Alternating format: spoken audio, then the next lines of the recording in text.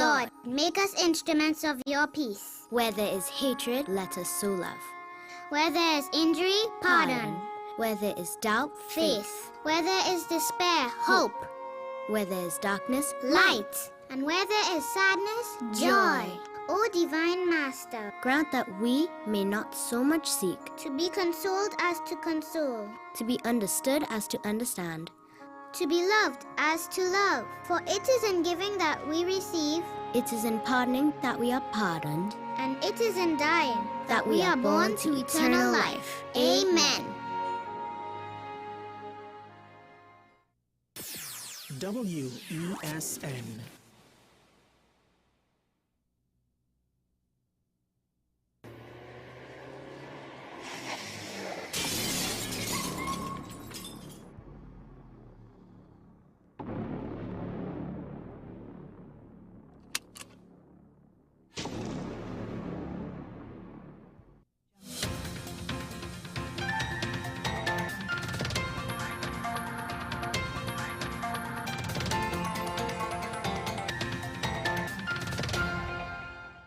Here is your WESN News on the Hour. I'm Naomi Backnish. Thanks for joining us.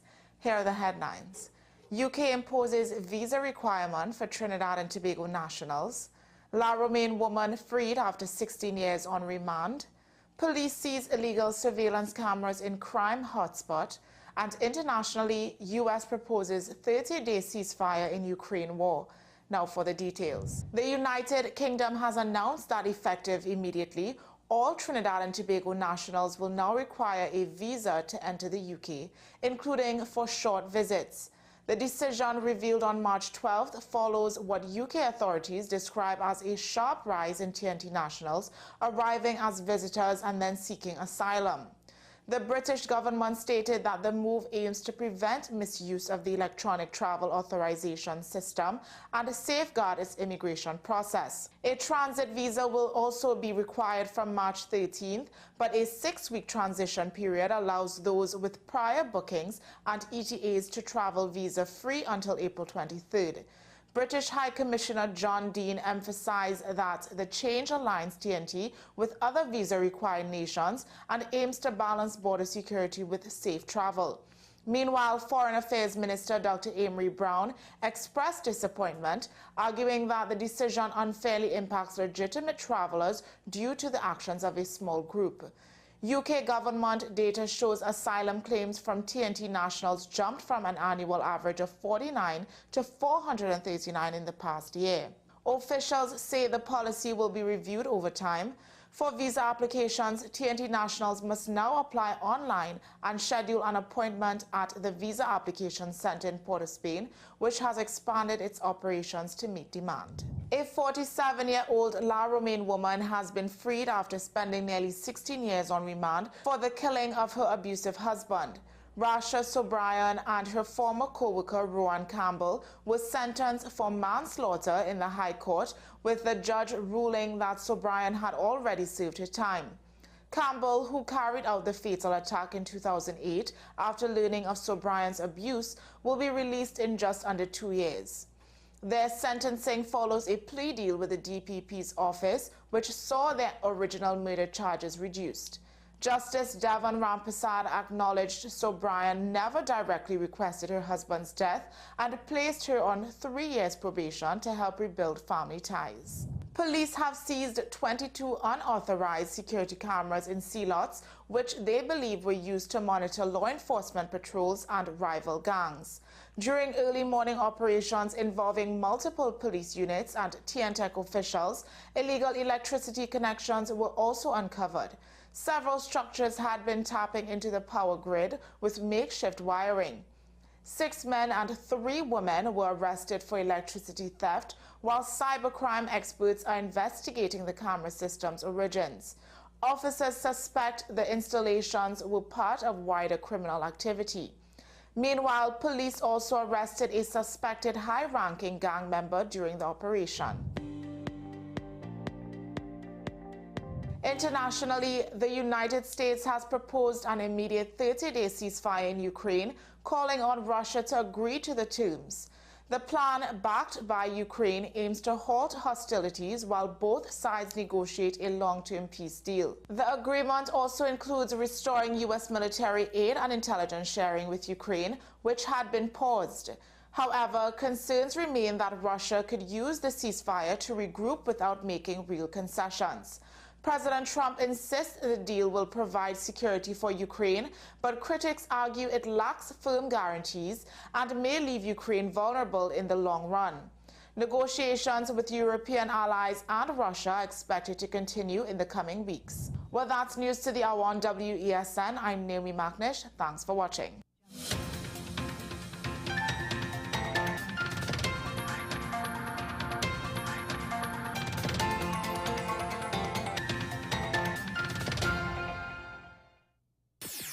WESN.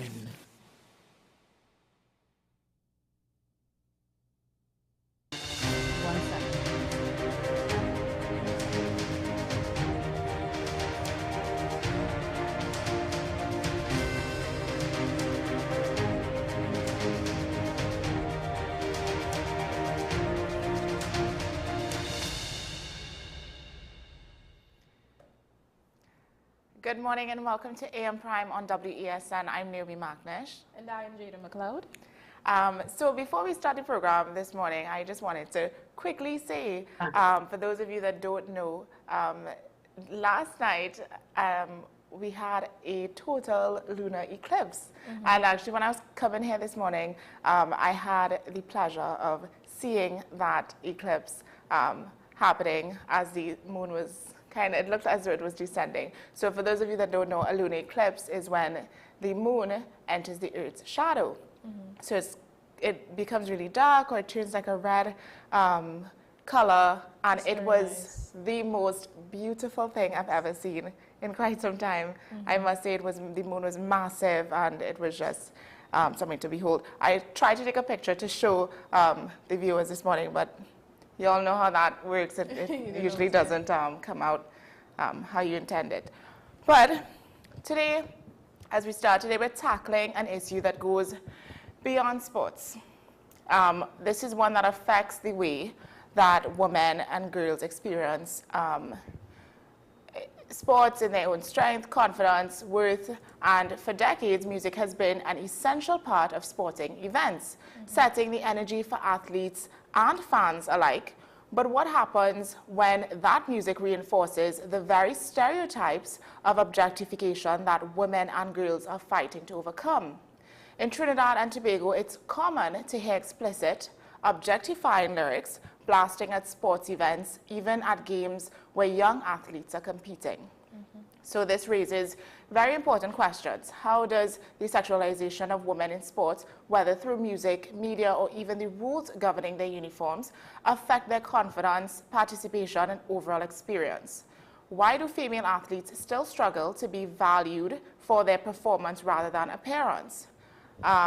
We will also touch today on the Respect Her Game campaign spearheaded by the Institute for Gender and Development Studies at the University of West Indies. This is a campaign calling for change. It's challenging DJs, sporting organizations, corporate sponsors, and the wider community to rethink the music played at sporting events. So joining us this morning is Dr. Gabrielle Hossain. She's a senior lecturer at IGDS and a longtime advocate for gender equity, and she will be here to discuss how this initiative seeks to reshape the sporting environment into one that truly empowers girls and women. So good morning, Dr. Hossain. Good morning, and good morning to your viewers. Great. All right, Ms. Hossain, it's such a pleasure to have you on with us. I really wanted to know what exactly kind of stoked this passion in you for you to decide this is what I'm going to do. I'm going to do a whole campaign based around this. So thanks so much for having me on this morning. My daughter is a triathlete. She's a teenage girl, 14.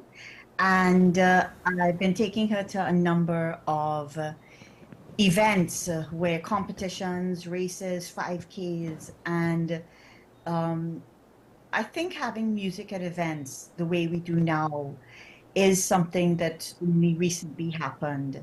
in the last few years. I don't think it was like that when I was a child, for example. And I think we have this idea that the music is meant to energize the sporting environment.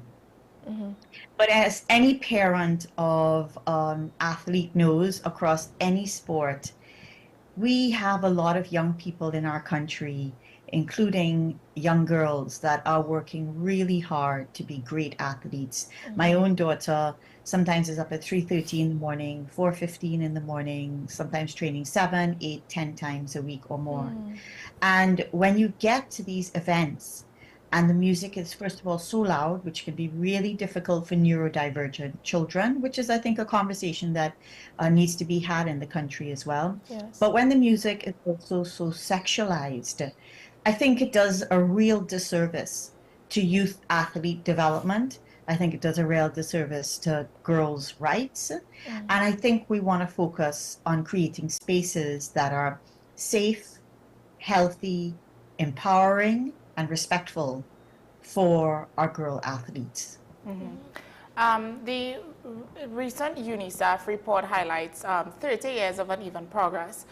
Can you just go into a little bit about how does the sexualization of female athletes fit into this global struggle? So thanks for bringing this up.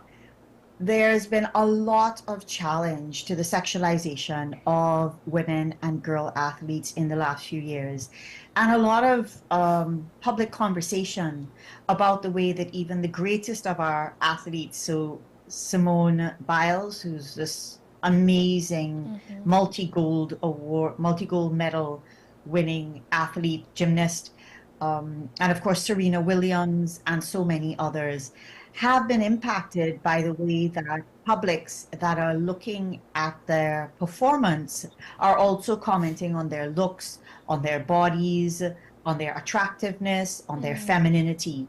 And it takes away from an attention on these women's performance on athletes. And it positions them as women first, girls first, and athletes second.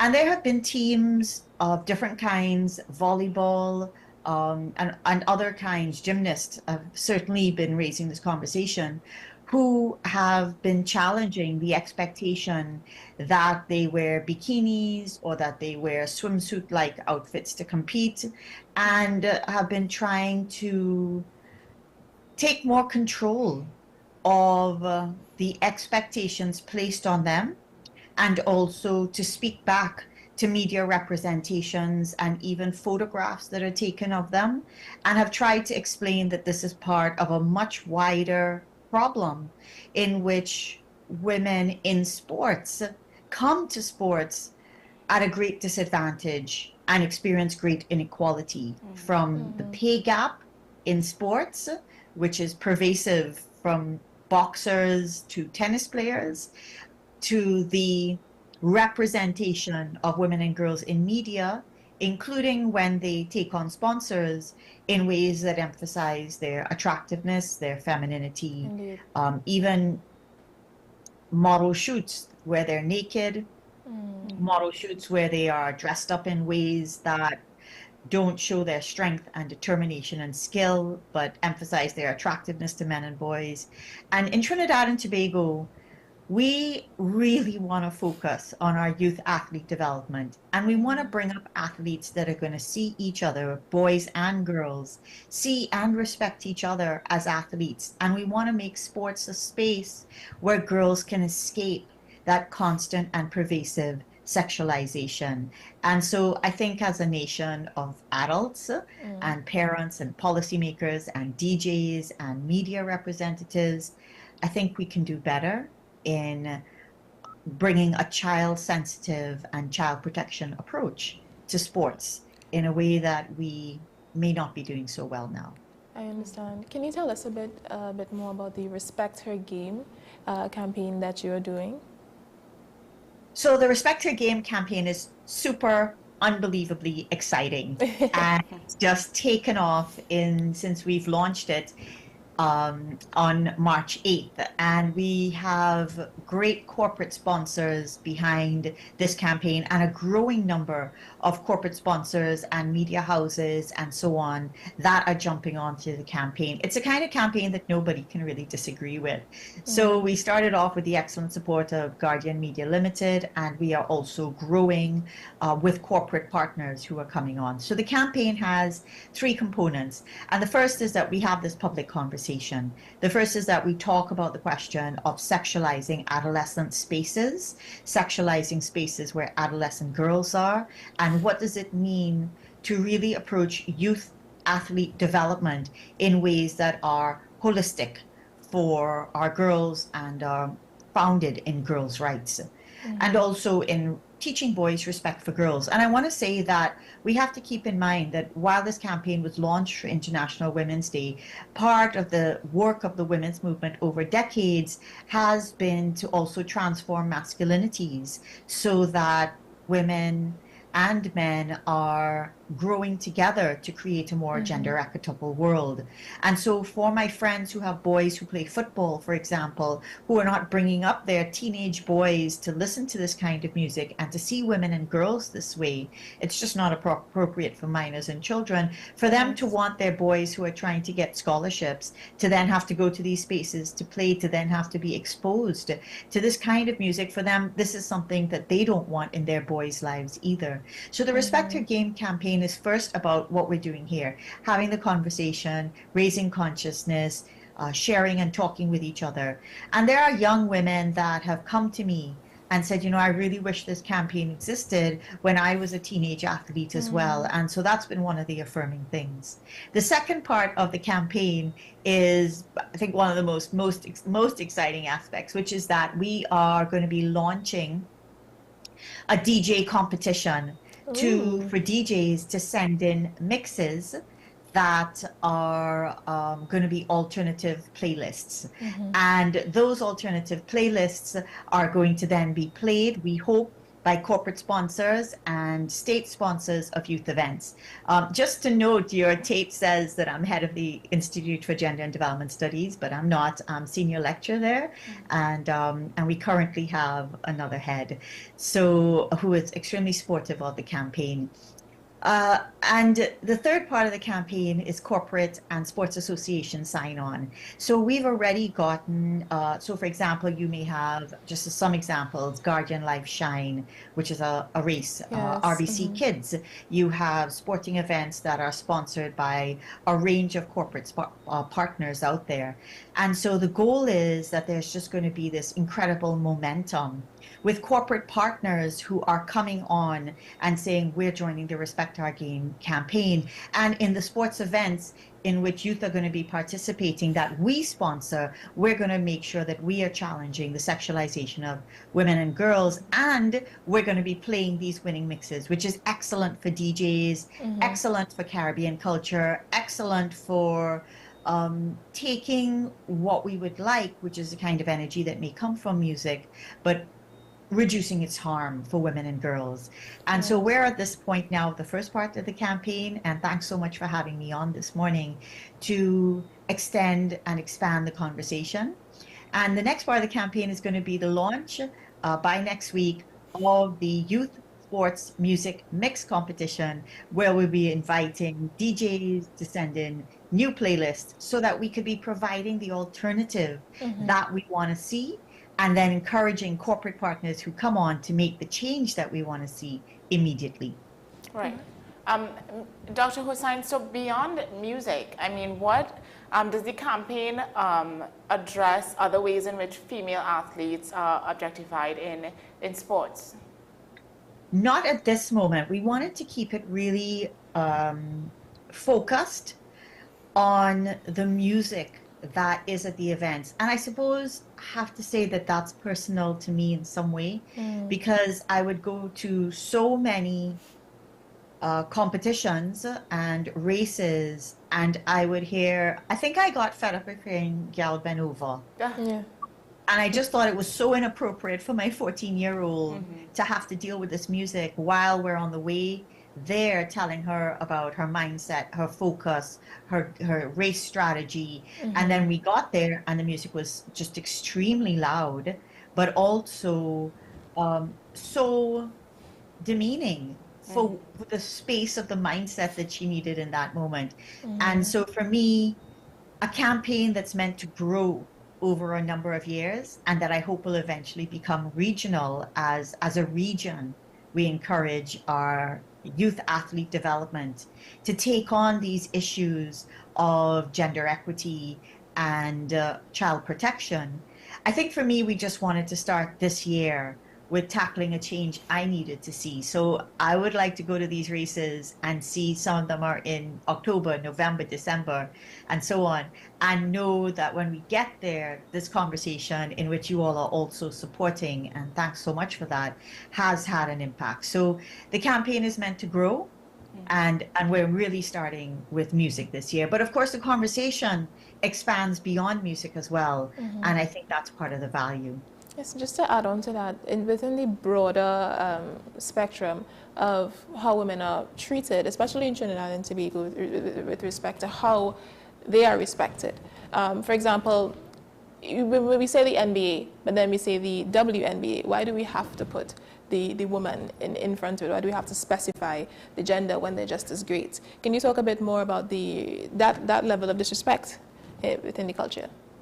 Yeah, I think, I mean, and this is one of the things too. This is part of a global campaign in which at all levels, I think we've reached a kind of critical mass where women athletes now have had enough presence in sports to be able to challenge so much of the sexism that has been taken for granted.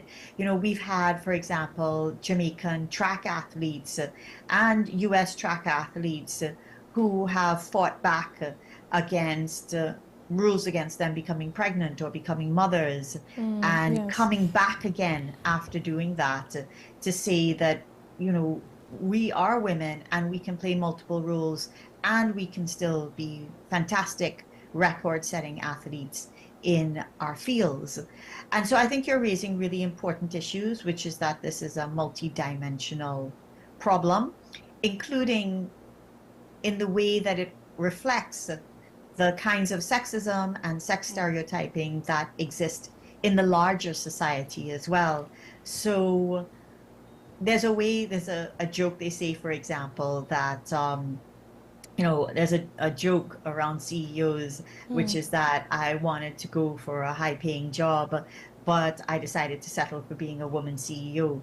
In that sense, the joke is saying, you know, a woman CEO is a high-paying job, but when you're branded with woman before something, woman doctor, woman CEO, woman tennis player, woman basketball player, that is not only associated with lower wages, but you're not seen in general as occupying equal status in a game that remains male dominated and male defined. And so there is a lot of change to make, and I think what's important is that we're starting somewhere to make that change. No, Dr. Hussain, I just wanted to, I know it was reported, I mean, as with on the topic with global discrepancies in female athletes, I believe you wrote about it, the Norwegian women's handball team being fined for wearing shorts instead of bikini bottoms. And that to me, I mean, that blew my mind, you know, hearing about that, because why? It, you know, why did it have to, why does it have to reach to that point? You know, if whether or not, I don't see the difference in wearing a bikini bottom or wearing a short pants. You know, once the player is comfortable, once the player can still do what they have to do, once they can still make it through an entire game, I don't see, you know, and that to me blew my mind. So I just wanted to mention that as we're talking, you know, about the global, Yes. Yeah. And I think the important thing about that example, and for us to keep in mind, is that they have to resist. They have to challenge, and they have to take the risks associated with resisting. And so we have to keep in mind that change doesn't always come unless you're prepared to challenge the status quo. And it is risky, and it can be seen as unpopular, and there can be pushback. But we have to have the confidence as women. We have to have the allyship of men, and we have to teach girls that challenging rules and the status quo that exist, but that reproduce sex stereotyping or that reproduce the sexualization of women and girls in the society, that these are important struggles to take risks for. And in our Trinidad and Tobago context, we have to remember also that there is a high rate of sexual violence that exists against women and girls. So 1 in 5 women in Trinidad and Tobago report an experience of non-partner sexual violence, meaning not from their partner. And we know that child sexual abuse rates are high, and therefore we know that the sexualization of especially girls is part of the reality that girls are growing up in Trinidad and Tobago. And in fact, they're the most vulnerable to child sexual abuse between 10 and 14 years, which is precisely the age at which they are also becoming the most exposed to highly sexualized music, and it becomes normalized for that group. And so it's also about us teaching girls that the examples out there are of women challenging, and that is part of what the struggle for women and girls' rights involves. Dr. Hussain, can you just just tell us, how can we, the public, support the Respect Your Game campaign and be a little bit more involved, those of us who, just as you are passionate about it, you know, and would like to support? So thanks for that. Here's what you can do if you want to support the corporate sponsors. So if you sponsor a sports team, if you sponsor any sports events of any kind in which there are adolescent athletes, if you could join the Respect Her Game campaign, which commits to challenging the sexualization of girls in youth sports, or the sexualization of youth sports. That's the first thing. And the second thing is, when we get these winning mixes, to commit to playing these winning mixes at your events. It means that we're already creating the alternatives and already creating a commitment to putting these alternatives in place. And I can be easily reached at the Institute for Gender and Development Studies. So just reach out to that department. And also, if it is you want to join as a sports association, and sports associations have been reaching out, football, track and field, a range of them, then again, your sports association can say, listen, we're taking on this campaign that has been begun in International Women's Day. We are sharing it amongst our federation or our larger association, and we are going to be adding the Respect Her Game brand, essentially saying we are going to respect her game as part of what we are doing for International Women's Day, and perhaps from this International Women's Day to next International Women's Day. So again, I can be easily reached at the Institute for Gender and Development Studies. Just Google the IGDS and my email will show up, which is gabrielle.hossain at sta for St. Augustine.uwi.edu. So gabrielle.hossain at sta.uwi.edu, and join.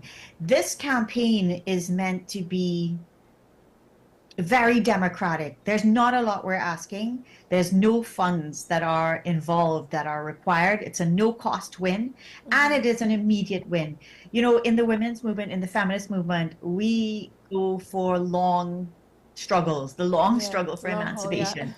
But this is a struggle that we can win immediately. It's a change that we can see this year, and it's a commitment that once we make it, can really transform how we think about the spaces for youth athlete development. So it can build a momentum, it can be nationwide, and all you have to do is join.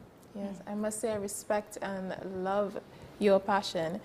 We do have to come to a little bit of a close. Now we do want to thank you for coming on and sharing about the Respect Her Game campaign and all that you've shared with us. Again, you can always reach Ms. Hossain at the Institute for Gender and Development Studies. As she said, you can just go up there and you can find her email and you can connect with her and find out how exactly you can support.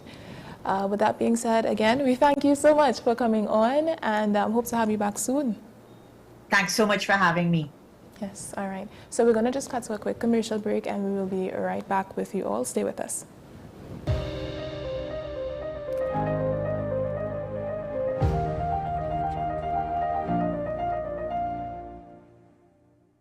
My name is Dr. Stephen Carroll, the CEO at Community Hospital of Seventh-day Adventist, and we are committed to making good private health care affordable. For all your medical needs, including dental, radiology, laparoscopy, behavioral and mental health, along with many other services, contact us for more information at 235-5479. Community Hospital of Seventh-day Adventist, where good private health care is affordable.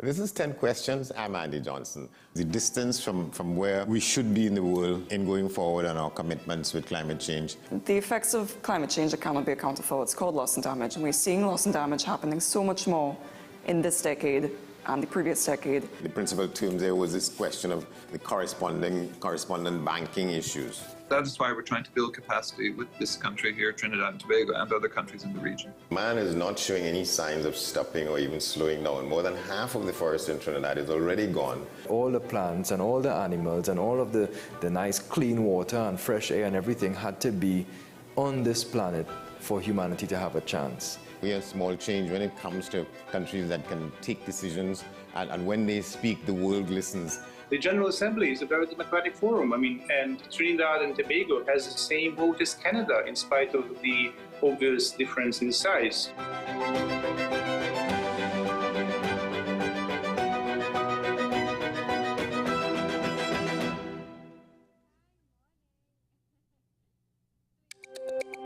Every word, every line, every paragraph depicts a real moment in someone's life.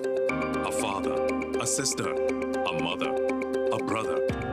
We at Newsday are dedicated to you, the people, and through independent, unwavering journalism, strive to always bring your stories to life. Because your stories are more than just words. Newsday, independent and credible.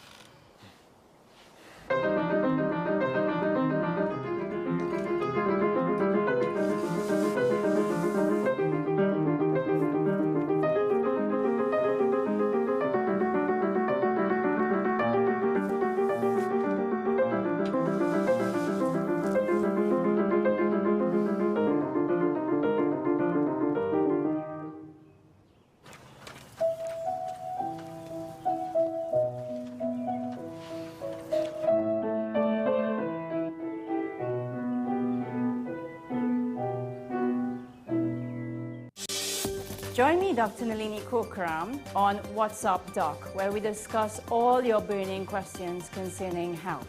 Trinidad and Tobago is among one of the highest risk group of patients that develop this form of genetic breast cancer. What I'd like to take home from a short interview like this, screening. You must screen cream. Because it's silent. It's silent. Yeah. And because it's silent, you don't know it's there. What's Up, Doc?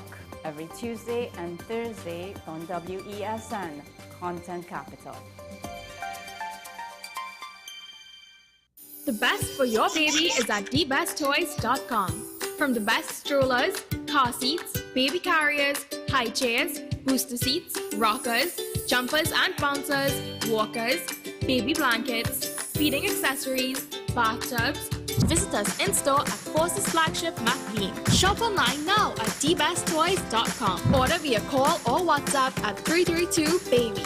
And remember, we have the best toys at the best prices. This is Face of Sports, WESN Content Capital. How you felt about the kiss on the lips? That's the business. I'm nothing to do with that. And I find that was distasteful. The national senior team, whether you like it or not, that is the model for all other teams to follow. I'm assuming that the regional requirement may be a much stricter requirement. This is not about Pro League and Super League. This is a league run by the normalization committee that I'm responsible for. Nobody expected FIFA to fund this arrangement. If we don't get a professional attitude towards this, we are doomed for failure. You break the balance, trip the leg, control the body. They ain't gonna stand put forever. Why you want the Chiefs to lose so? Why you want the Chiefs to lose so? They already have two. Lamar Why? You're jealous because you know the Chiefs getting closer to the Patriots. Let's go to the last part. No. Let's go to the last part.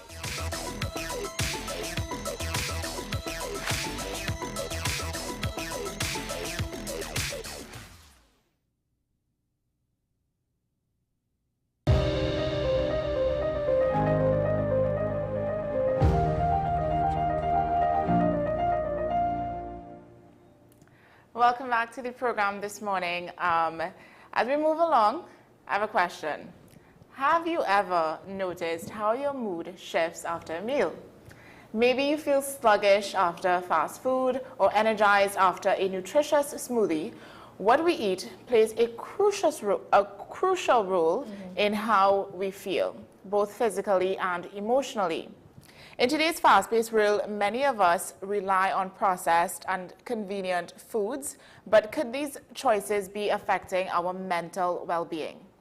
How can we combat stress, anxiety, and fatigue with better nutrition? So joining us this morning to break it all down is nutritionist Miss Candida Khan. She'll help us to understand how to fuel our bodies for better moods and share practical tips for making healthier choices in a society that prioritizes fast, on-the-go foods. Good morning, Ms. Khan. Hi, good morning. Very, very important and very tricky topic. Yes, of course. So, Ms. Khan, let's start with the basics. How exactly does what we eat impact our mood and mental well-being? Yes. So that just comes down to the fact that every single part of our body is made from food. So the nutrients that we eat is a very powerful indicator for our hormones, how we feel. Because you ever like skip a meal and you just get this sort of like hungry feeling. Oh yeah. Yeah, exactly. So it just like, it's a direct impact. So it's not only important to understand that the nutrients that you eat, it directly impacts your hormones, the way that your stress hormones are regulated, the way that your sugars spike, the way that your brain functions, but it's also timing as well and skipping meals. So a lot of the things that you just said at the intro, very, very important for overall well-being and making sure you have like a good mental stability, because I think it's really an underrated topic. And it's so important for every single person to function effectively during the day. You used the word tricky in your intro. I have my prepared questions here, but I wanted to touch on that. Why did you use tricky? Yeah, because it's sort of sensitive and there's a lot of misinformation out there that people just really like to consume and think, okay, well, if I read an article online or if someone told me something, then this means that I know what I should do. But it's not necessarily the correct info. So because nutrition is so sensitive and it's really and truly very easy to Google something. Yeah. The misinformation that's spread, it's sometimes very difficult to correct it. It sort of comes like a religion. Like sometimes people really believe in what they read, that the truth is then discarded. Yes.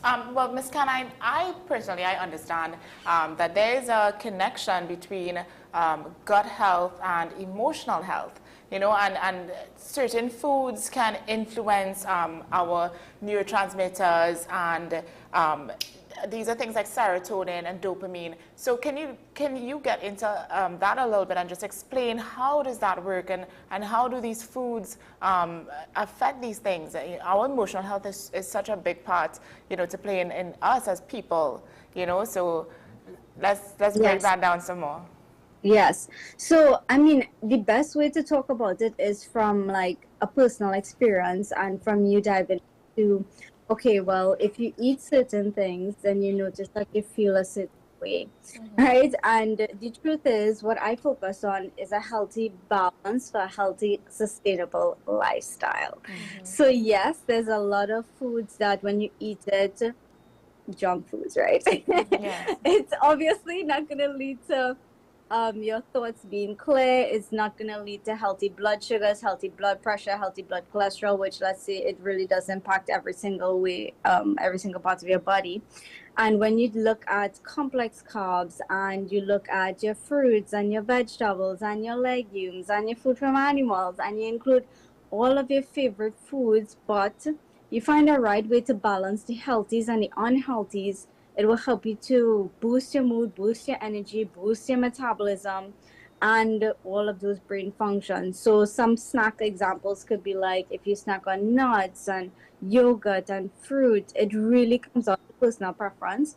But when you eat something, it's more important for you to see how you feel, because there's a lot of highs and lows when it comes to eating specific combinations and specific processed foods and specific caffeinated beverages that will lead your mood feeling like, oh, totally wind up.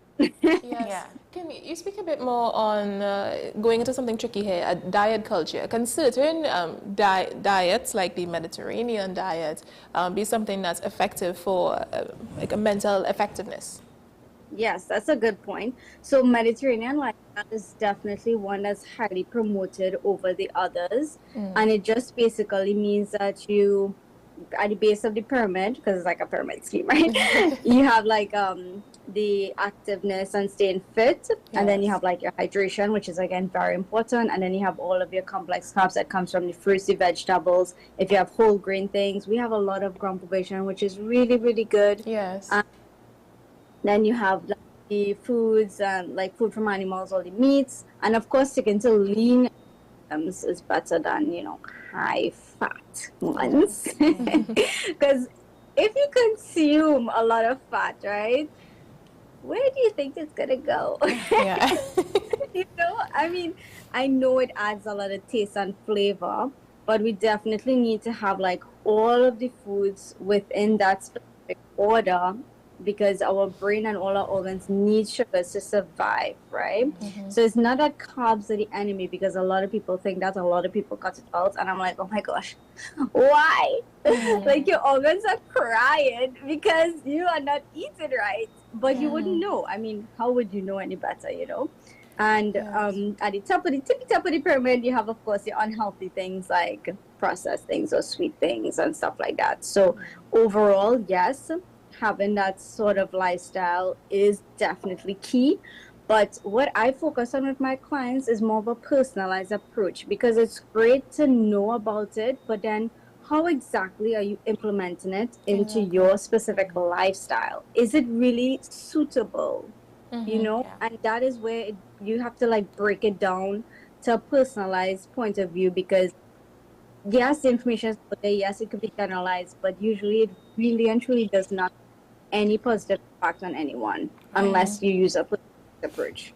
So for persons who are going from a really unhealthy diet, someone who, maybe a student who just overeat certain things, and they will start working with you, and they have to change their diet a little bit more now. How does that affect them? Do they start to become a little less addicted to sugar, less addicted to certain foods? How does that transformation happen for them? Yeah, that's a really good question, because, and it's so shocking too. A lot of the times, and it's a good thing you mentioned the younger generation, because when you're studying and all that, you really do need brain power. Yeah. And options are not so great. Yes. Right? I mean, what options are there? Just fast food, fried food, ramen. Yeah, Yes. it's the easiest thing. Yeah. So, what I would suggest, like, and it's so interesting, and I think it's just amazing how nutrition could impact your overall wellness and quality of life, because I've had clients who were highly addicted to, like you mentioned, like the processing, the sugary things. Like someone told me, I can't sit down in a room with a tub of ice cream. I must eat up that tub. Yes. And by the end of the program, the ice cream would be there. She would be fine. She could have a scoop when she wants. Yes. So it's more that, you see, there's a lot of unhealthy relationships with food and emotional eating. And once we get to the root cause and we work our way through the fact that, hey, you don't have to tell yourself this food item is unhealthy, it's your favorite thing, and you could never have it. Instead, what we're going to do is just work our way into including it in small amounts with nutritious options. So, for example, fruits, nuts, veggies, whatever you like, if you're doing a chow or something like that. And the right combinations actually help you to feel more satisfied, because a lot of the cravings stem from nutrient deficiencies. When you don't include all of the food groups in a safe way, that actually could create cravings, because of course your body needs something but you don't know what it needs, and you just tend to go to whatever your emotional eating favorite food or item is. So a lot of the times it's like a working your way back through your daily routine, what you go to when you're stressed out, emotional eating, and healthy alternatives that you like, and then working it into the pattern, and then taking your time with a healthy lifestyle and making sure you're able to maintain and sustain it. Is there a difference that we should understand with men and women, and how foods affect our emotions and our moods? Yeah, I think honestly, it just comes down to self-control and self-awareness, and I think skipping meals and not including the right variety and balances could impact us both. It's just that sometimes, in terms of aggression and anger, men might have a little bit more of that. But it really depends on the person, because women could go crazy too. Right. So, so are there any foods that are scientifically linked to an increased mood, good mood, feel good mood, yeah, or reducing stress? Yeah. So at my store, right, this is one of the main reasons. I mean, I love dark chocolate. I love chocolate, but not like the extreme bitter, like not the 80% or 90%, right? Just like 50s, 60s, not so bitter, terrible. But semi-sweet dark chocolate on the whole has a lot of antioxidant properties. It's known to help to increase your endorphins. It helps with your mood. It helps with your energy. Like, I don't know if you all ever like chocolate or eat chocolate. Yeah. Yes. Right. And you notice like a sort of feel-good energy when you eat it. Yeah. Sometimes. Yeah. As long as I think everything it has a balance. So as long as you don't overdo it, because I love chocolate. So sometimes I tend to overdo it, and then you don't feel as great afterward, So wait, I'm in front of two chocolate lovers. Hey, I'm a cheesecake lover. Any healthy alternatives for that? Yeah, so I mean, really and truly, I always want you to eat these snacks that you love, but just make sure you add something before it. Like if you drink your herbal tea, tea is great. So the main things that we have at the store is because of the benefits. So herbal tea, like green tea, has a lot of antioxidant properties. But any tea that you like, honestly, I would want you to just consume it. It has lots of benefits. It acts as a diuretic if you're worried about pressure, if you're worried about your weight. It helps to get rid of that water retention, which is always good for overall health and wellness. Dark chocolate, really good. But in terms of like, you see, when you think the dark chocolate is unhealthy and then you eat it, you wouldn't enjoy it. So it's more about understanding that it's okay to cheat and have these unhealthy things, because with a healthy lifestyle, with my healthy lifestyle really, all foods fit. Yes. So I always find a way to incorporate your cheesecake. I always find a way to incorporate your chocolate. But let's not only eat that. Yes. And let's make sure that you hydrate before, or you include some nuts before, or you have your favorite fruit before, or you have some sort of chow, something, granola bar, you know, something like that that helps to regulate your blood sugars, regulate your mood, helps to fill your stomach up a little bit before you dive into the unhealthy snack, which will then give you better control over what you eat.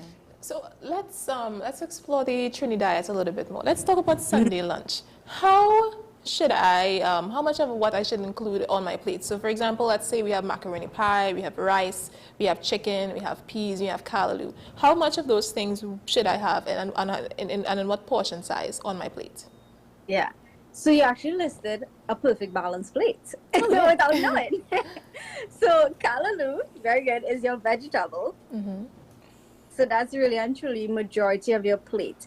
Ideally, the plate method is half plate method and quarter carbs, quarter protein. So if you're vegetarian, usually the protein replacer will be like beans. If you eat meat, and well, I mean it's land, so you'll have your beans and your soy and your tofu. If you eat meat, you have like your meat, like your chicken, stewed chicken, or whatever you want to have, and you have your. Did you see that part of the plate? Yes. Which is not what we follow. I want to make a bigger portion there. Your macaroni pie, your rice, everything. No, because I know, I mean, in terms of carbs, because rice is considered a carb. The macaroni pie is definitely a carb. So I think as Trinis, we tend to carb, because we'll have the macaroni pie, the rice, we'll have a macaroni salad or potato salad and chicken and a little bit of green salad and some green salad, you know. So it's always we tend to overdo it on the carbs. So if we're like the plate that Jada suggested just now, she said macaroni pie and rice. I honestly don't think that we should have macaroni pie and rice. It's either or. So if Sunday lunch is macaroni pie, rice, stewed chicken, callaloo, you choose between the macaroni pie or the rice. You take your stewed chicken, you take your callaloo. Because why on earth are we eating carbs?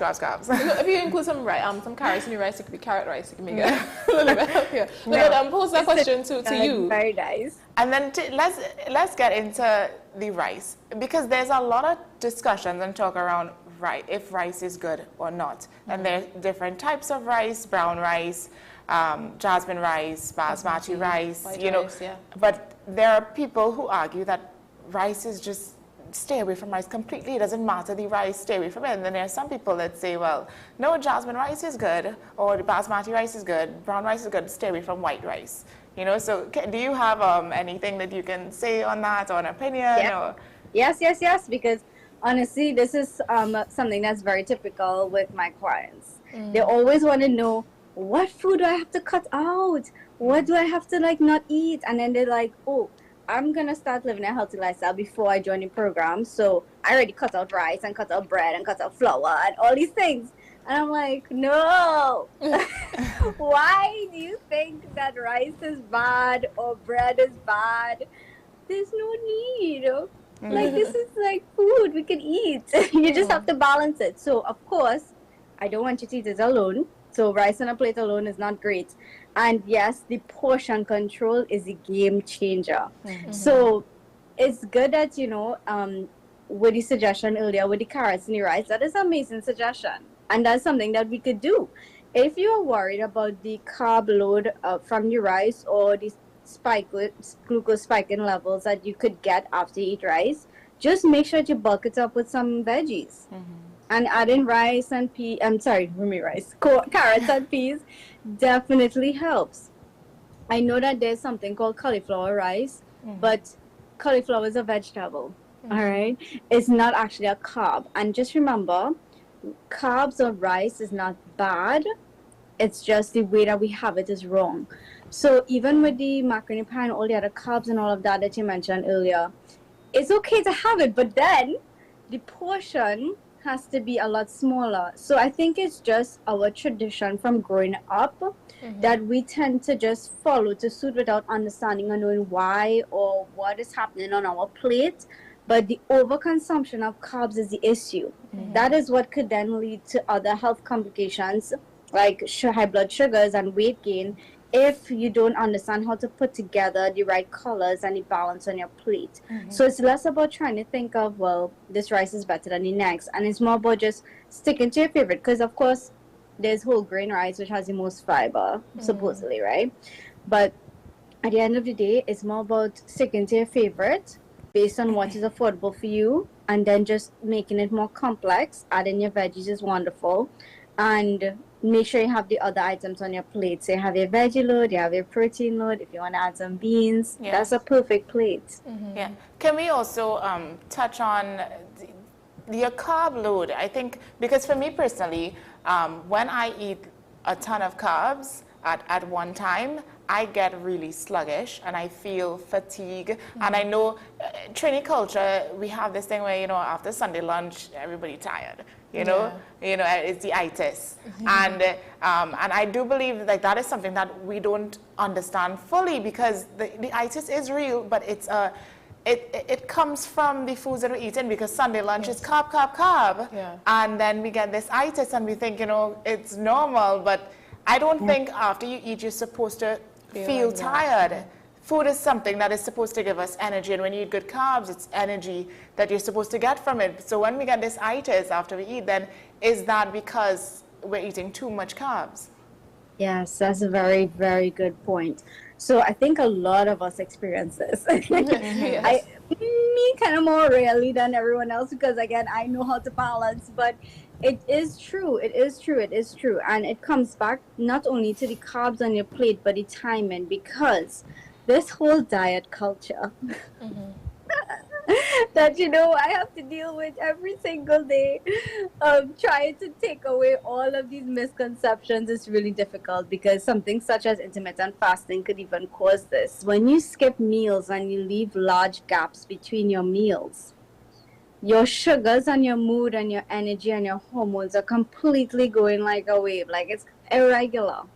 And with the sugars now, when you eat a large meal after that, that is why you crash.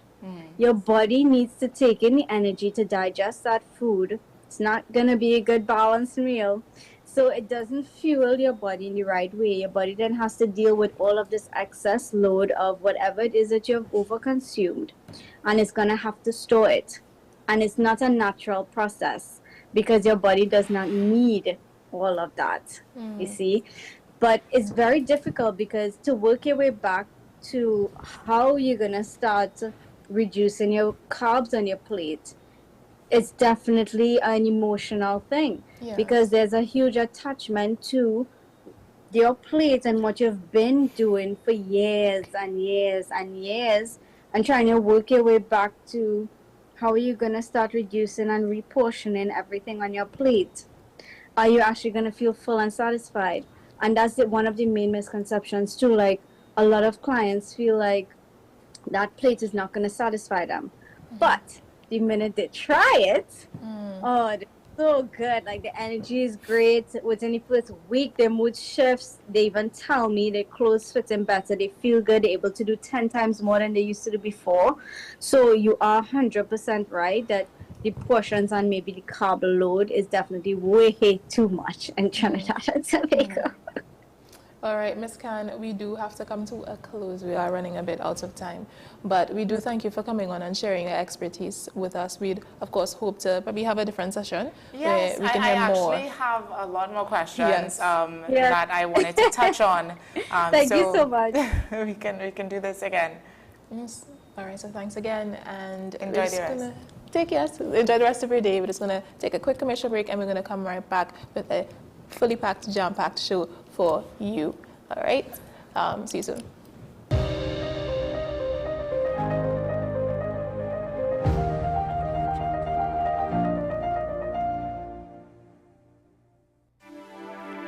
I am Dr. Delphina Ovid, your friendly neighborhood dentist. At Community Hospital Dental Clinic, we offer examinations which include x-rays, basic oral cancer screening, and a treatment plan. We also offer cleanings, fillings, extractions, root canal treatment, and complete and partial dentures. Remember, you don't have to brush and floss all your teeth, just the ones you want to keep. Give us a call at 235-5479. The Community Hospital of Seventh-day Adventist, where good private health care is affordable. We are tackling the hard-hitting topics, some controversial topics, some topics we sweep under the rug. You don't always have to forgive in a relationship for it to move forward. If it is you are in a situation where you forgive the person, but to the detriment of yourself, what are you really doing? It is very uncommon for somebody in the younger age group to have dementia. Atheists don't not believe. Is that I can't disprove God, but you also can't prove God, so we cannot have a stalemate. We'll focus on the woman who's being the victim, right, or the man who's being the victim. We exclude the children. Folks are trying to study the underlying brain mechanism to figure out how does this particular disorder happen in the brain? How is the brain processing this? Don't worry about AI, worry about humans working with AI. Are you willing to learn new skills to stay relevant for the future job market? That's the challenge that people are going to struggle with.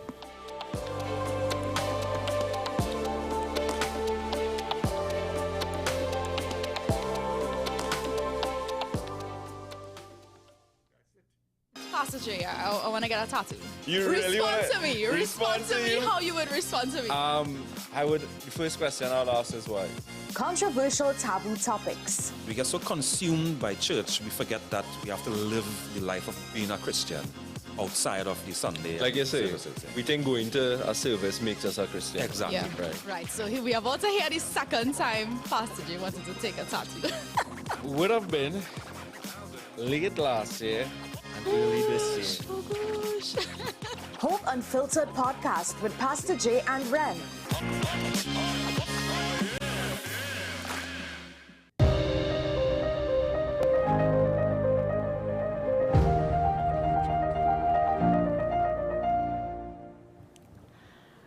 Welcome back to the program this morning. As we start our final conversation, we are talking a little bit about, we're getting into the political landscape a little bit. And in less than a week, Stuart Young will officially take over as Prime Minister of Trinidad and Tobago, marking a major transition in the country's political landscape. However, his rise to leadership has not been without controversy, particularly regarding the PNM's lack of a structured succession plan and the internal power dynamics at play. So we have with us this morning Mr. Noble Phillips. He is here to just kind of discuss with us a little bit more and some of his opinions. Good morning, Mr. Phillips. Welcome to the program. Good morning. Mr. Phillips, just to jump right in, there was an article where Mr. Ferreira was quoted that what is brewing here is unprecedented in the party, referring to somewhat of a succession plan for the first time in the PNM's 68-year history. Do you believe that this is the right time for such a change to how things are done? Well, I think they do not have a choice, but I believe that what Freddie was referring to was the fact that there were no official processes to come up with a leader. If you remember, Eric Williams died in office, and George Chambers walked away after his defeat, both in his constituency as well as the leader of the PNM. And then Manning lost in terms of the elections when he called it early. And Rowley is now for the first time as a leader saying, I'm going to walk, I'm going to go away, even though I have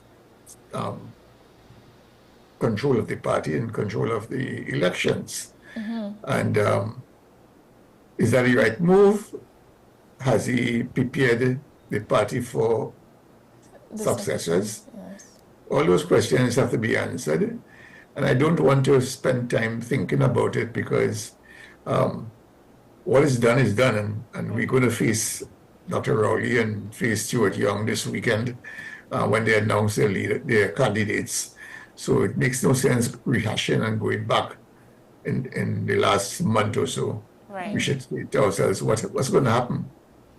I mean, so, Mr. Phillip, as Stuart Young is about to become Prime Minister, you know, many see him as a continuation of Dr. Keith Rowley.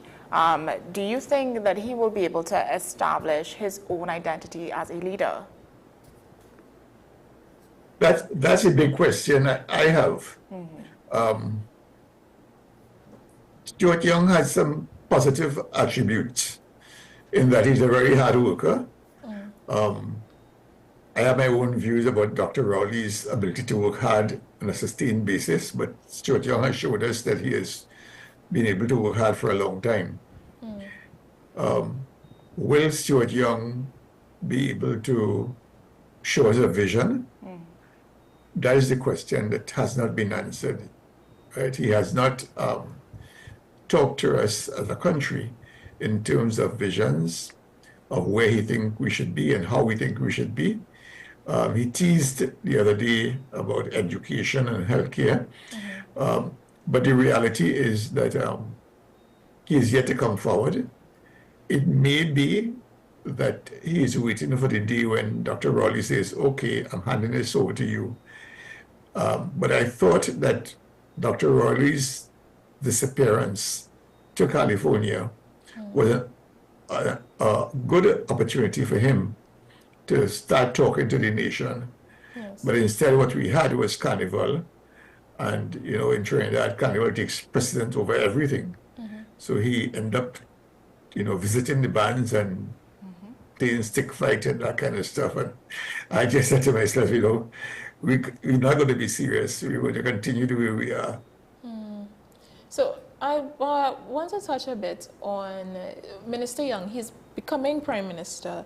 How do you think his relations between himself and the opposition leader, Kamala Prasad-Pasasa, how do you think that would play out? How would the tensions, past tensions, brew? Would it brew a new bacchanal? Is what I'm trying to ask. Yeah. Well, you know, the thing about it is that when we look at what is going on in the last year, usually last year, because there's been a lot of talk about Dragonfield, a lot of talk about the corruption in the country, a lot of talk about all kinds of things. But neither Kamala Prasad nor any of her leaders have stepped up and said, you know, this is what we want to do, and carried the conversation to a different level. We are all in the same old bacchanal. He says, she says, I by the sandpipe, washing my foot on you. There is no real discussion of substance.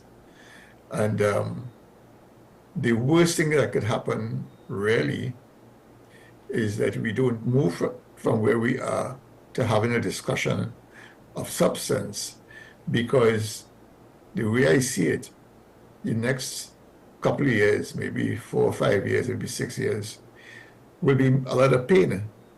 Because quite apart from the Dragonfield is the issue of President Trump and his unpredictable childish behavior, which has real life consequences for us in terms of inflation and in terms of quality of life decisions and in terms of business survival.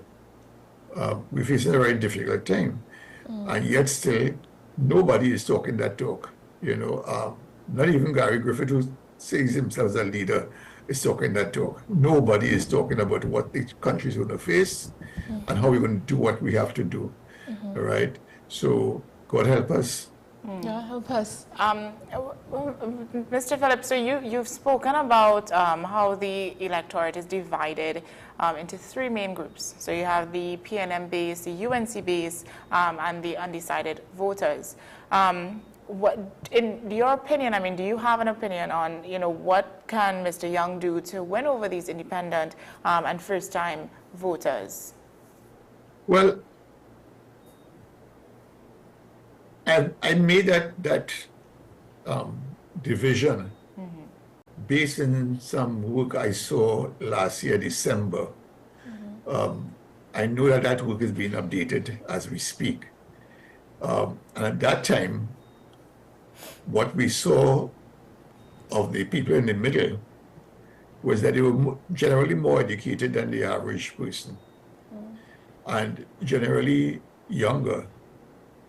So you have two major planks, young people, better educated people. And my question is, when I look at what both parties are putting out as social media approaches, which is the one that will go to the young people, you realize that they're not talking anything of substance. They are showing people pretty dresses and pretty clothes on one side, and on the other side, harping on a non-issue, which is Colin Bird's fight with the Auditor General. Yes. And they're saying that money has been stolen. Well, that's a patent lie. And if you're going to build your campaign on a lie, then God help us as a country, because the middle will not see it as credible. Yeah. And therefore, we are going to go back to the red shirts and the yellow shirts. And we saw how that worked out for the US, in that a third of the people who did not go and vote, and we end up with Trump, right, by a margin of 1% or 1.5%. So let's play the same game and see if we will get a different outcome. My view is, play stupid games, you get stupid outcomes.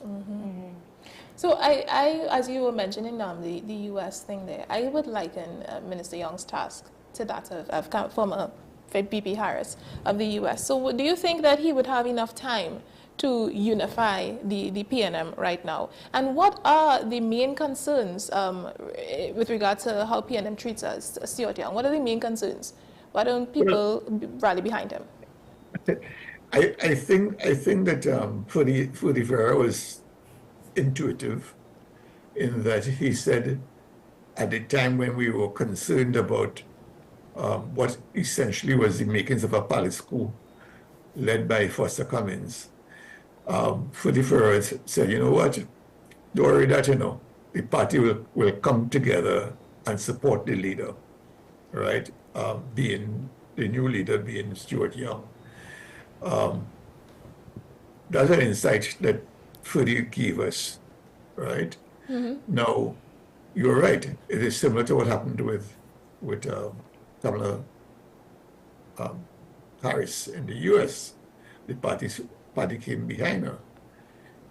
But the bigger trouble in my mind is, what are we saying to people, A, who are hurting, and what are we saying to those people who have some kind of intelligence, some kind of understanding as to what needs to be done? Because those are two separate constituencies. There are people who are hurting, and we could go down that road and talk about that in great detail. People who can't pay their bills, people who have children to send to school and they have no money to send them to school, and we talk all that kind of stuff. Roads that are not being fixed. I mean, we could talk a whole lot about the people who are suffering. Is Stuart Young understanding that? Right? So he talked about education, which is a fabulous idea, but he doesn't expand it. So I don't know what he means by education. I don't know what he plans to do about that. And I would remind you that we're coming out of COVID, and it is my opinion that COVID has damaged us in ways we cannot even understand or explain. You know, and one of those ways is in our educational system. Yes. We are still going along the road as if everything is fine. But the 2 years have set back this country, and we have not taken chance to deal with it. So that becomes an issue for me. And then the other thing is the issue of basic living conditions, quality of life conditions. You know, can Seo Jung talk to that issue? And I suspect, I'm not a UNC nor a PNM, but I suspect that what UNC is going to do is cast him as an entitled one, because he doesn't come from the traditional PNM base. He is a guy who has money and has a very good career. So they're going to say he doesn't understand your pain. And my question will be, can he get out of that box and explain that he understands the pain, you know? And I don't know how that's going to play out, quite frankly. So do you think that in itself is the main concern, people thinking that he may be, and forgive me for saying this so loosely, but maybe a bit out of touch? Do you think that is the main concern that the public and his party would have with him as incumbent Prime Minister? I think that is the concern, but I think more importantly, and this is where I come back, somebody got to say, this is the vision we have for Trinidad. This is how we're going to get to the other side of the Gulf. Because unless we work through the difficult times that we have ahead of us, we're going to find ourselves descended into anarchy, right? You know, yesterday, and I hate to be reacting to that the way I am reacting to it, but yesterday's visa delivery by the UK, yesterday's and last week's talk about CLOTs and BTM and detaining people under the city emergency regulations. All of those are pointing in the wrong direction. Let us be very candid about that. And if we continue to have people who cannot make ends meet, if we continue to have an education system that does not work, all we're doing is feeding the crime factory and making ourselves more vulnerable and susceptible to what is, I call, not me really, it was Martin Daly called it, a Haiti-like situation. And that's sobering. Yeah. So do you think there's merit in Mr. Young spending the first, say, few weeks or few days of his prime ministerial portfolio, kind of assuring the public, or trying to set forth a vision for whatever his vision is for the country? Yeah, definitely. You know, I will tell you what I thought of over the weekend, which I hadn't thought about before. But you remember, and I suppose you are able to remember that Dr. Rowley had a thing called Conversations, right, in which he sat down with Julian Rogers and had conversations about what he thought and how he saw the country, etc., etc. And I said to myself, you know, what's wrong with the PNM? If they could have done that for Rowley, why can't they do that for Young? You know, have us sit down with a serious journalist who could ask the right kinds of questions and explain to the country where we are, where we should be, and how I'm going to get you there. Do you think that's something that Dr. Rowley is doing? Because I know on his last day out, he's doing a sit-down with some members of the media, TTT, TV6, and CNC3. Do you think that is a great way for him to address certain things about his candidacy for past 10 years? You see, that's where I have a problem with Dr. Rowley. He's doing that, and he should do that for his legacy. All right. So he sit down and talk to the media, and they will ask him questions about himself, and everybody will say, fine, we like you or we don't like you. It doesn't move the needle. At this stage, you're going. Okay. So it doesn't matter. But what about your successor? When will he get a chance to stand up in the spotlight and the same journalist or a single journalist talk with him about what's going on and talk to him about what they think should be done or could be done? When's that going to happen? When is that going to happen? You know, today is the end of March, literally, because Sunday is going to have this announcement of the candidates list. He's going to call elections at some point in time.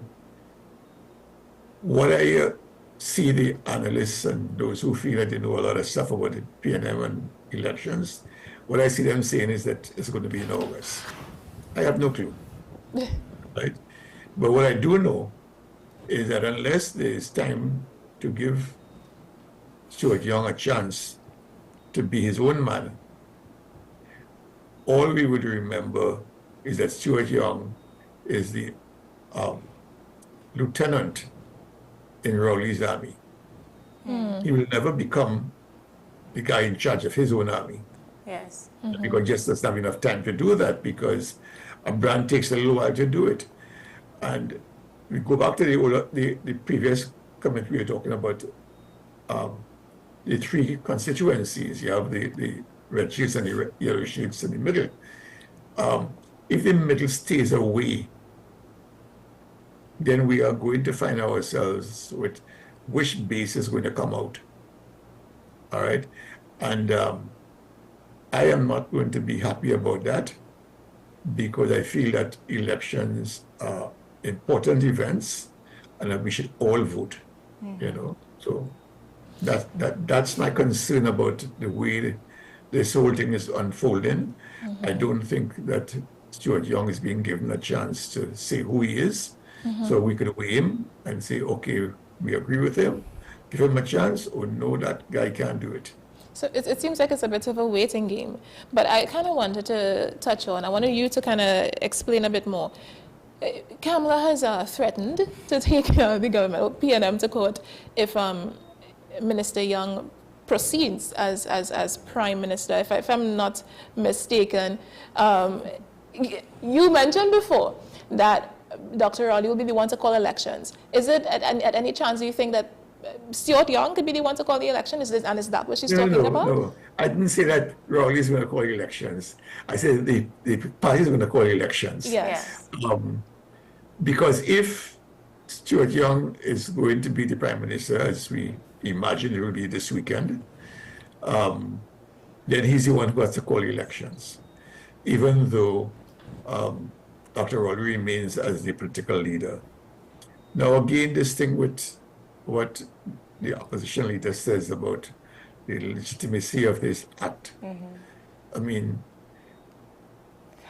no, Mr. Phillip, what is the, on what grounds? I mean, I don't know if you can explain that a bit, or if you have an opinion around it, with her doing that, going to court for this, because I mean, it's probably, she's unhappy, obviously. I don't see how it works out.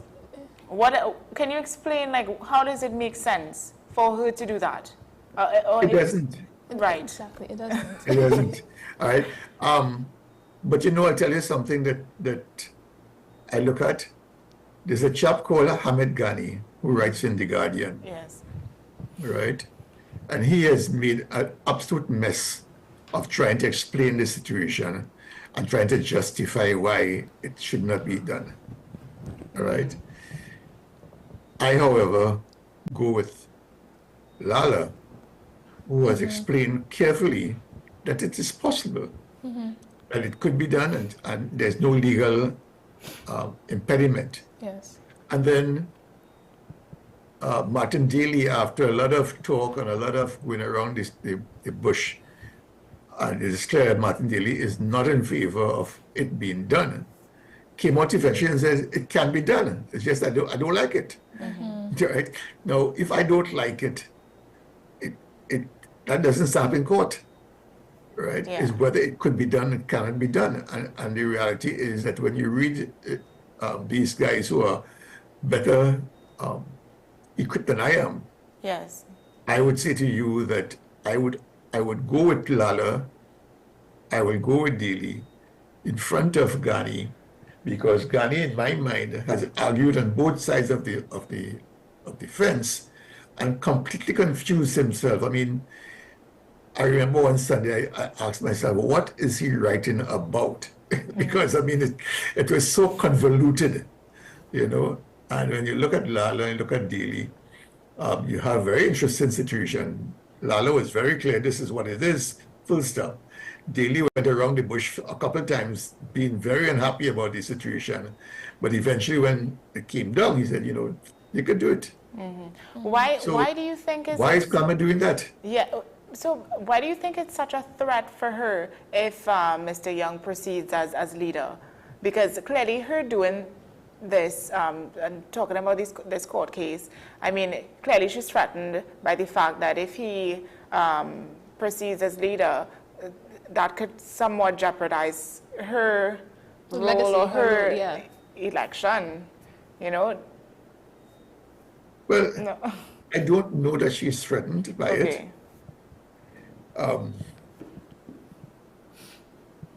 I think sometimes the UNC is adopting C. Bannon's approach. C. Bannon, who was the advisor to Trump in his first term, and is now trying to be the thought leader for him as well.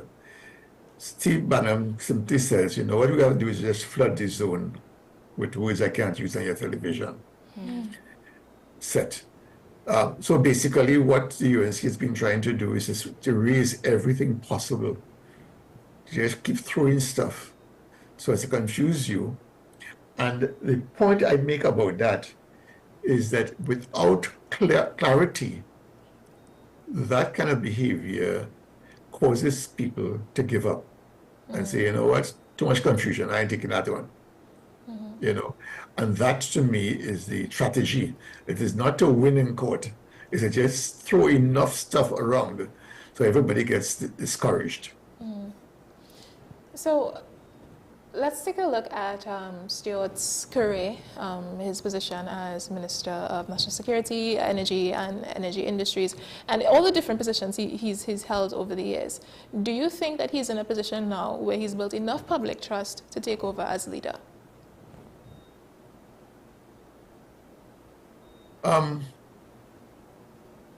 It is a point I made earlier on. If you want to call Stuart Young a hard worker, I don't think anybody in this country could say otherwise.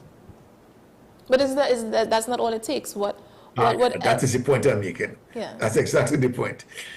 You know, the missing thing for a leader, all right, is one, can I unite people who I need to unite to execute what I think is my vision for this place, right? And he has not said what his vision is. And secondly, in terms of the kind of people that you would have to work with, you know, I'm waiting to see what exactly is his strategy for people who will go into the House of Representatives or the Senate, because winning an election is one thing. The other thing has to be, how do I govern? You know, and you take time to learn the ropes in Parliament. You win an election and you go to Parliament and you feel you know what to do. You don't. You have to take time to understand how this thing works. And that is why I'm waiting to see, you know, who is the UNC going to put forward, because at that level of the House of Representatives, experience will make a difference. Okay. You know, and I don't know at this stage who they're going to put forward, because they've been very cagey about who their candidates will be. But let's see. Let's see. Let's wait and see. That seems to be what we have to do right now, because we're not getting any kind of vision, any kind of, again, I guess, relevant speech from what their plans are. So we wait and see which is a very anxious position to be in as a nation, I would say. Definitely, definitely. But we wanted just, we actually running out of time here. We want to wrap up, but I wanted to know from you, is there any last words, any last comments you'd like to leave with us before we wrap up? Whoever takes over this country is in for a rough ride. Let us not fool ourselves. It is not the PNM fault. It's not the UNC fault. It's that the world is in a crisis. And therefore, we have to choose the person who can buckle down and help us hold this thing together so that we can come out. But can we find a person like that? Can we? That's going to be the question. That is the question. All right. All right, Mr. Phillip, well, thank you so much for joining us in the program this morning. The conversation was definitely one that needed to be had. We enjoyed it a lot, and I hope the viewers also have a good understanding of what's going on, a little bit more context. Yeah. So thanks again for joining us on the program. And thank you very much. Enjoy the rest of your day. Same to you. All right, so that is all for AM Prime this morning. Jada and I we do hope that you join us tomorrow for tomorrow's show. We have something special that we're trying to do for tomorrow's show. So stay tuned tomorrow to see what that is. But enjoy the rest of your day. Be safe on the road, and be committed to having a good day. It's a great day to have a great day, as Katan always used to say. All right. Bye.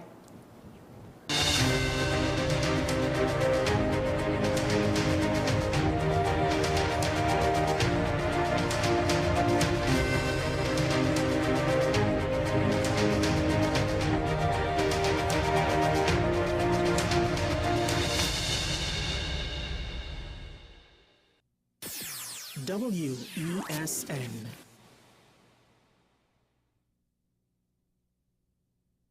My name is Dr. Stephen Carroll, the CEO at Community Hospital of Seventh-day Adventist, and we are committed to making good private healthcare affordable. For all your medical needs, including dental, radiology, laparoscopy, behavioral and mental health, along with many other services, contact us for more information at 235-5479. Community Hospital of Seventh-day Adventist, where good private health care is affordable.